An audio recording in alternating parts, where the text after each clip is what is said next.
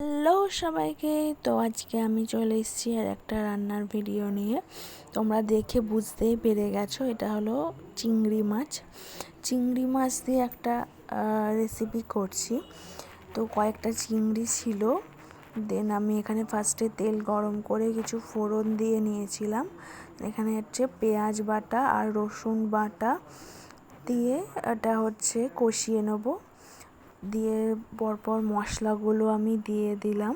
এটাকে ভালো করে কষিয়ে মা বলল কিছু আলু দিতে, তো আলুটা ভেজে নিয়েছিলাম, আলুটা দিয়েও কষিয়ে নিলাম।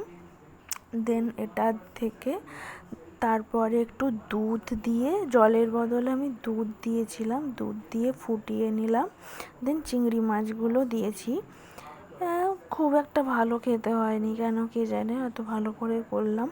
তো এরকম ভিডিও ভালো লাগলে আর আমার চ্যানেলটা সাবস্ক্রাইব করো।